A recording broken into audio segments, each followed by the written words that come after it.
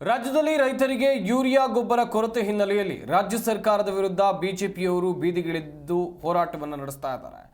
ತುಮಕೂರಿನಲ್ಲಿ ವಿಜೇಂದ್ರ ನೇತೃತ್ವದಲ್ಲಿ ಪ್ರತಿಭಟನೆಯನ್ನು ಕೈಗೊಳ್ಳಲಾಗಿದೆ. ಟೌನ್ ಹಾಲ್ ಸರ್ಕಲ್ ಬಳಿ ಆಗಮಿಸಿದ್ದಾರೆ ಕಾರ್ಯಕರ್ತರು.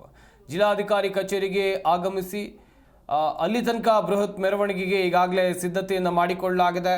ಬಳಿಕ ಜಿಲ್ಲಾಧಿಕಾರಿ ಕಚೇರಿ ಮುಂದೆ ಪ್ರತಿಭಟನೆಯನ್ನು ಬಿಜೆಪಿ ನಾಯಕರು ಮಾಡುವಂತ ನಿಟ್ಟಿನಲ್ಲಿ ಎಲ್ಲ ತಯಾರಿಗಳನ್ನು ಆಲ್ರೆಡಿ ಮಾಡಿಕೊಂಡಿದ್ದಾರೆ.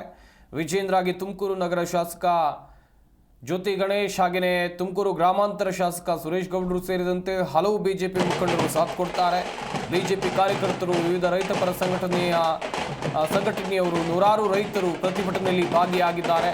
ಒಂದು ಕಡೆಯಲ್ಲಿ ರಾಜ್ಯದ ರೈತರ ದೊಡ್ಡ ಮಟ್ಟದ ಆಗ್ರಹ ಅಂತ ಹೇಳಿದರೆ ಸರ್ಕಾರ ನಮಗೆ ಸರಿಯಾಗಿ ಯೂರಿಯಾ ಪೂರೈಕೆ ಮಾಡ್ತಾ ಇಲ್ಲ. ಈ ಬಾರಿ ಉತ್ತಮವಾಗಿ ಮಳೆ ಬಂದಿದೆ, ಹಾಗೆಯೇ ಒಳ್ಳೆ ಬೆಳೆ ಬೆಳೆಯುವಂಥ ನಿರೀಕ್ಷೆಯಲ್ಲಿದ್ವಿ, ಆದರೆ ಸರ್ಕಾರ ನಮಗೆ ಯೂರಿಯಾವನ್ನು ಪೂರೈಕೆ ಮಾಡ್ತಾ ಇಲ್ಲ ಎನ್ನುವಂಥ ಆರೋಪ.